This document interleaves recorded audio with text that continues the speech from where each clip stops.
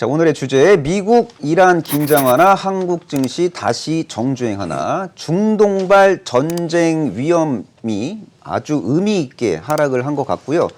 미국의 대규모 군사 동원 가능성 거의 없어 보입니다. 자, 미국은 전면전 대신에 경제 제재를 택한 상황이고요.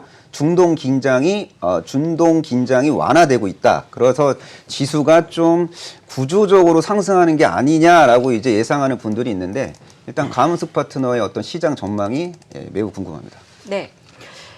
자, 이제 지정학적 리스크라고 우리는 합니다. 이번에 미국과 이란과의 이런 긴장 부분들. 원래 이 솔레이마니 같은 경우는 이란의 어떤 정예군을 이끌던 상징적인 인물이고요.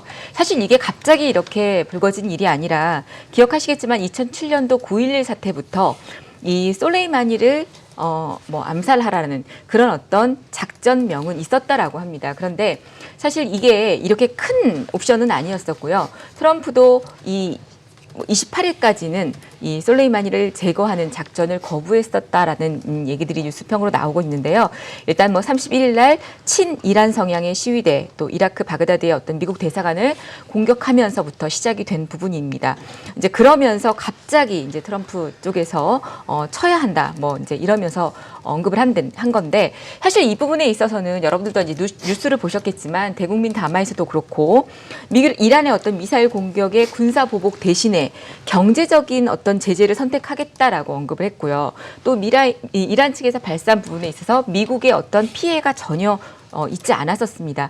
어찌 보면 약간은 또 짜고 친 고스톱이 아닌가 싶은 그런 어떤 판세. 또 여기에 또 하나, 트럼프가 2020년 11월에 재선이 있죠. 그리고 2월부터 이제 예비 선거가 들어가게 되고 이제 5, 6월 달 정도 되면 어느 정도 후보가 가닥이 잡히고 하게 되는데, 아무래도 이 올해 재선을 해야 하고 여기에서 꼭 반드시 성공을 해야 한다라는 생각으로 가득 찼던 이 트럼프에게 국내 정치만을 고려했을 때에는 바로 이 솔레이마니를 치는 요 카드가 굉장히 쓰고 싶었던 그런 카드가 아니었나 싶습니다. 그런 상태에서 적은 옵션이었는데 갑자기 이제 이란에서 먼저 치는 바람에 이렇게 동기부여가 됐던 모습인데요.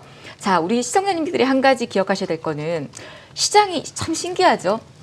어차피 시장은요, 내리면 오르게 되어 있고 오르면 내리게 되어 있습니다. 이게 순리예요. 고점에서 계속 우상향될 수 없고 저점에서 계속 바닥을 치고 지하 땅굴로 꺼질 수 없습니다. 그렇기 때문에 하락을 하게 되면 분명히 이렇게 오늘 같은 좋은 날이 온다라는 거를 기억하시고 경험을 했는데도 불구하고, 신기한 건 어제 그제 같은 날 시장 공포 이렇게 급락할 때에, 특히나 어제 그제 같은 경우는 삼성전자와 SK 하이닉스는 견고하게 지켜주면서 개별 종목들의 급락이 많이 나와서 체감은 거의 마이너스 한 40포인트 이상 되는 그런 체감이었을 텐데, 자, 그러면 그렇게 체감이 안 좋았던 이유는 소형주의 개인들이 포진이 많이 되어 있는데 소형주 매도 물량이 굉장히 많이 나왔었습니다. 그래서 그런데요, 한 가지 기억하셔야 될 거, 우리가 북한과의 어떤 우리나라와의 지정학적 리스크, 또 세계의 글로벌 시장의 어떤 지정학적 리스크는 결코 오래 가진 않습니다. 길게 봐야 한 3, 4일 정도, 일주일 정도 안에 끝이 나고요. 그래서 3일째, 4일째 되는 날이 고비인데, 그때 같은 경우에 개인들이 못 견디고 매도를 하게 됩니다. 그러나 지정학적 리스크는 매수를 한다, 이럴 때에는 사실 저점 매수에 가담을 하는 그런 어떤 우리가 과거의 학습을 통해서 또는 이번 경우를 통해서 여러분들이 인지를 하시고 습득을 하셨으면 좋겠고요. 그럼 언제가 매수 구간이냐? 가장 공포스러울 때가 매수 구간이긴 한데, 항상 매번 주가가 빠지면 공포스러우실 겁니다. 그러면 시기적으로 봤을 때 지수의 흐름이 4일째 급락하는 그림들이 이어진다거나, 지금 이제 업종 차트의 잠깐 흐름을 보시면 제가 무료 방송을 할 때 그런 말씀을 드린 적이 있습니다. 지난번에 기술적으로 1월 3일 날 음봉이 나오고 나서 1월 6일 날 음봉이 나왔었는데, 앞전에 보시면 차트가 갭상승이 2번이 나왔었습니다. 12월 달에 갭상승이 한 번 나오고, 그 다음에 만기 때 이후 12월 12일 옵션 만기 이후에 금요일 날 오버슈팅이 나오면서 과도하게 외국인과 기관들이 대량 매수를 했습니다. 그러면서 여기에서 두 번째의 갭상승이 나왔는데요. 지난번에 6일날 십자형 캔들이 나올 때 저는 사실 그런 말씀을 드렸었어요.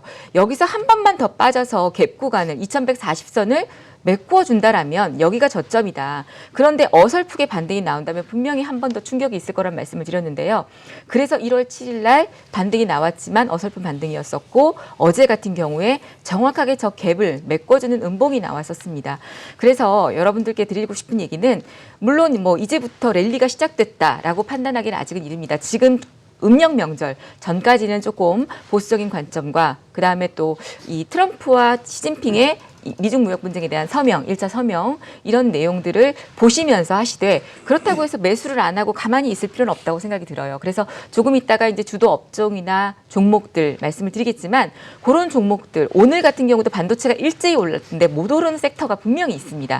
그런 종목들을 지금부터 해서는 조금 매수를 하시면서 현금을 갖고 계신 분들이라면 매수를 하시면서 공격적으로 하셔도 좋을 것 같고요.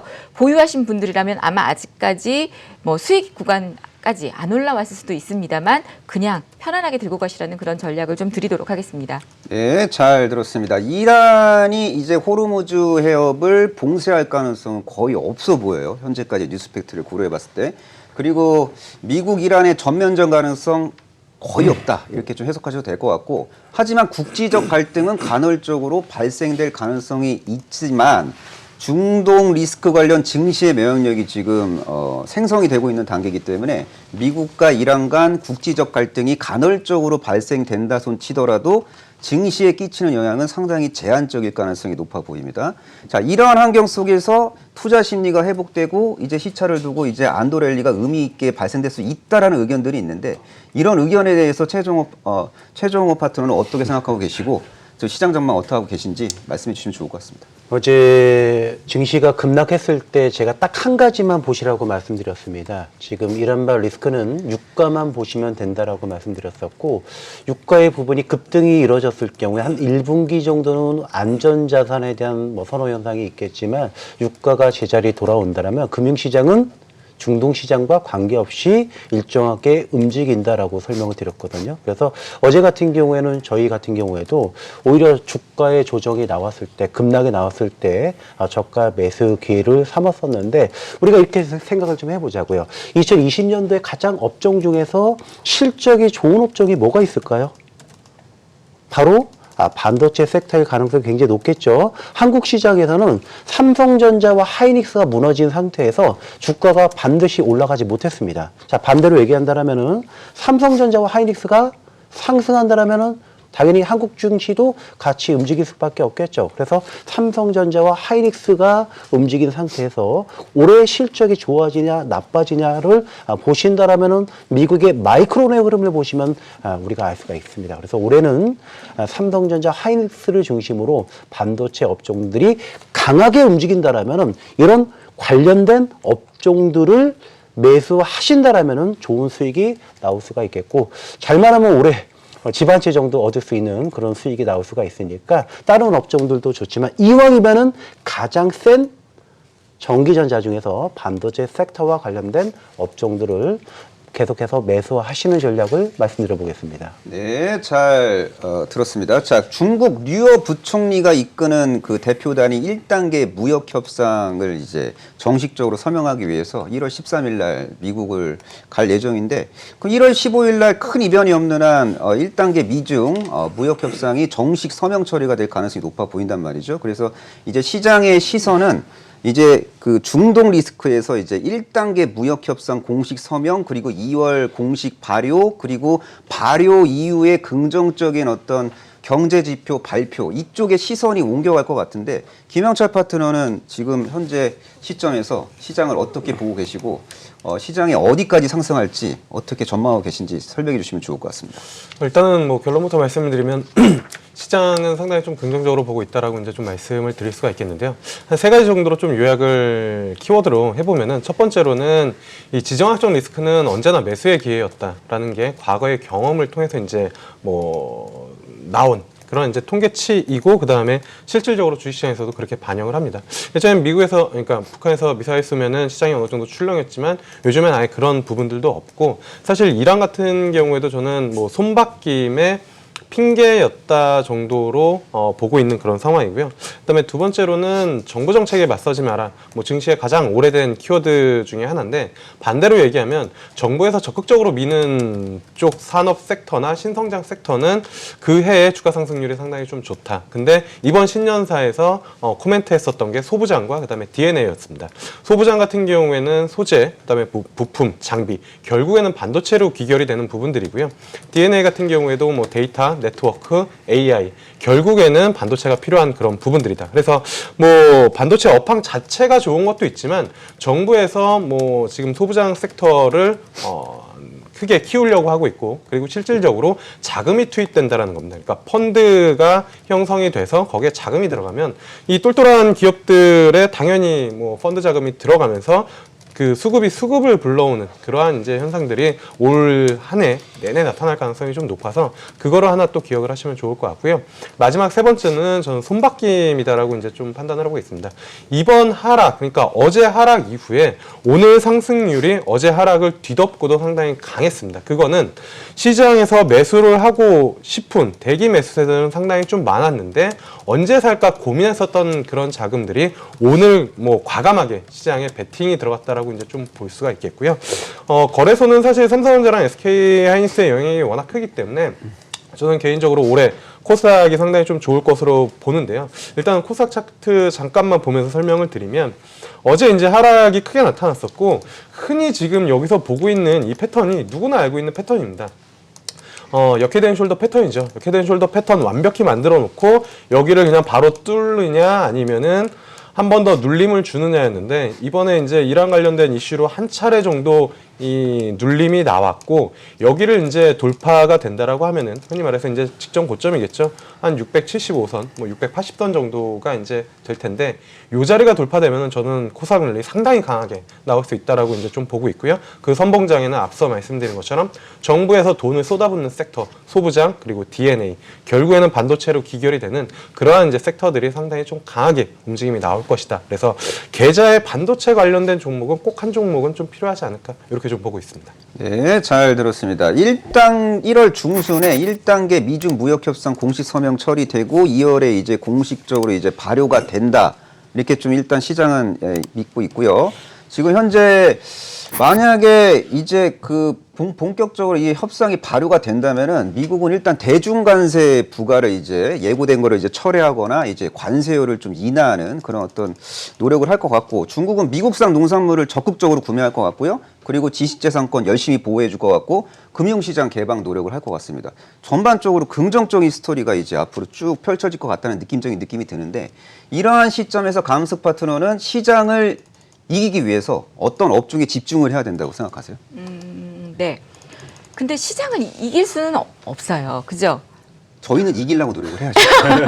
저는 시장을 이긴다라기보다는 시장에 순응을 하다라는 말씀을 좀 드리고 싶습니다. 그래서 무슨 얘기냐면 만약에 어떤 지정학적 리스크가 아닌 외국인들과 기관들의 어떤 매도 물량 때문에 주가가 계속 하락이 나온다든가 외부적인 요인들 때문에 하락을 한다라면 여기에서 그냥 역행을 할 필요는 없이 매도를 치고 현금 확보를 하는 거고요. 그리고 지금처럼 반도체 섹터나 우리 앵커님 말씀해 주신 것처럼 중국발 호재라든지 또 이란과의 어떤 지정학적 리스크 이런 것들이 다 해결이 되고 또 삼성전자의 실적이 예상치보다 좋았었고 또 여러분들이 느끼셨겠지만 제가 이 2일부터 시장이 어제까지 조정을 받을 때 초지일관 장중 방송에서 계속 했던 얘기가 있습니다. 뭐냐? 기관이 매도를 하고 있지만 삼성전자와 SK 하이닉스가 무너지지 않고 있다. 이건 시장을 죽일 의도가 전혀 없는 거다라는 얘기를 했습니다. 그래서 시장은 상승합니다. 그렇기 때문에 순응을 하셔야 되는데 요는 일단은 이제 업종이나 섹터 이런 것들이 중요하다라고 생각을 하는데요. 올해 같은 경우에는 사실은 상승장이기 때문에 오늘도 보셨겠지만 아마 오늘 상승한 종목이 코스닥에서 1230개, 하락한 종목이 80개였고 코스피에서는 737개 종목이 상승하고 135개 종목이 하락했습니다. 근데 정말 이 중에 135개 종목 중에 4종목이 있고 80개 종목 중에 4종목이 있다면 오늘 같은 날은 굉장히 슬플 것 같다라는 생각이 드는데요. 자, 이렇게 전 종목들이 골고루 상승해서 물반 고기반인 것 같긴 하지만 결국 나중에 어느 정도 시점이 지나서 뚜껑을 열어보면 정말 이 중에 보석 같은 종목들이 있었고 그렇지 않은 종목들이 있습니다. 그러니까 키 맞추기만 한 종목들이 있다라는 얘기인데요. 우리 두 대표님들이 전문가님들이 얘기해 주신 것처럼 반도체 물론 끌고 가야 되는 종목입니다. 그래서 저는 올해는 우리 시청자님들이 좀 흔들리지 않았으면 좋겠습니다. 이유는 반도체 섹터 오늘 같은 경우에 보시면 여러분들 반도체가 다 올랐는데요. KH바틱이라든지 폴더블폰 관련주들 몇 개 종목들은 좀 신통치 않았습니다. 그러면 이제 그런 상황에 어떤 생각이 드느냐. 아 무슨 폴더블폰 좋다더니 반도체 다 좋다더니 오늘 같은 이런 장에 마이너스 나오고 보합이고 뭐야 이거 못 가나 해서 흔들리고 매도를 하고 싶으실 수 있어요. 하지만 오히려 그런 것들이 어찌 보면 개인들의 어떤 매도 물량들 이런 것들을 추리하기 위한 그런 부분이다라고 생각을 하시고요. 좋은 종목 반도체 섹터 말씀드렸던 폴더블폰 5G 시대는 2020년도 새롭게 또 도약하는 기회일 수도 있습니다. 여기다 OLED 2차 전지 이런 종목들은 그냥 종목에 흔들림이 있더라도 오히려 흔들릴 때의 저가 매수라 생각하시고 갖고 가시고요. 그 다음에 이제 2020년도에 정부에서도 10조 정도의 이 정부 정책을 세웠다가 50% 이상을 가면서 15조 이상원의 정부 정책 자금을 예산안에 편성을 했습니다. 그렇게 되면 테마주들도 많이 움직일 거예요. 얼마 전에 이 CES가 있을 때 AI 관련주 움직였고요. 또 이 시진핑과의 서명으로 인해서 한한령 때문에 중국 소비재들 움직이고 화장품 움직였고 뭐 이러면 거기다 또 유가각 등에서 원유주 움직였고요. 금값 또 상승으로 안전자산 선호 현상 때문에 금 관련주들을 움직였었고 이렇게 테마주들이 움직일 때마다 거기에 흔들려서 고점 매수를 하시게 되면 정말 올 한 해 대책이 없습니다. 그렇기 때문에 저는 올 한 해는 좋은 섹터를 계좌의 70% 이상을 가져가시고요. 반도체 위주로 가져가시고 30% 정도는 테마를 보시되 테마도 완전하게 압축을 해서 확실한 테마. 저는 사실 정치 관련 테마와 정책 관련 테마를 전해드리고 싶습니다. 그래서 이 테마로 그냥 초지일관하시고 내 시야를 이렇게 앞으로 딱 가린 다음에 옆에 움직이는 테마. 오늘 또 돼지열병주도 움직였고 폐렴 관련주도 움직였고 했었죠. 이런 것들은 보지 마시고요. 그냥 내 종목만 믿고 가셨으면 좋겠다라는 전략을 좀 드리도록 하겠습니다. 네, 잘 들었습니다. 자, 참고로 반도체 산업은 1분기가 이제 전통적인 계절적인 비수기입니다. 그럼에도 불구하고 D램 가격이 1분기 정도 되면은 바닥권을 의미 있게 탈출할 것이다라는 이야기들을 하고 있어요. 어차피 D램 가격 계속 오를 거기 때문에 선수요가 발생된다는 그런 논리인데요. 그리고 낸드 가격 같은 경우에는 지금 재고가 D램보다 빠른 속도로 소진되고 있고 이미 4분기 때 바닥권을 의미 있게 탈출한 상태고 앞으로 계속 가격이 가파르게 상승할 거다라는 게 거의 대부분의 이제 IT 산업을 공부하는 전문가들의 공통된 의견이라고 보시면 됩니다. 자, 최정호 파트너가 반도체 산업에 워낙 관심이 많은 분이시라 저도 궁금해요. 삼성전자, SK하이닉스와 동반 성장을 할 수 있는 종목, 그리고 삼성전자, 하이닉스보다 월등한 수익이 발생될 수 있는 종목 있을까요? 그렇죠. 네. 일단 삼성전자와 하이닉스 쪽에서 우리가 그 공정별로 좀 보시는 것이 맞겠는데 최근의 흐름을 보시면 SNS텍이라는 종목이 좀 있습니다. 이런 종목들이 어떤 거냐면 우리가 리소그래피와 관련돼서 블랭크 마스크를 만드는 회사들이 굉장히 흐름이 좀 좋았습니다. 차트 한번 보여주시면 SNS텍 같은 경우에는 오늘 뭐 신고가가 좀 보여주면서 주가의 상승 굉장히 좀 강하게 일어나는 종목 중에 하나였었는데 블랭크 마스크와 관련주들이 굉장히 좀 강하고 있습니다.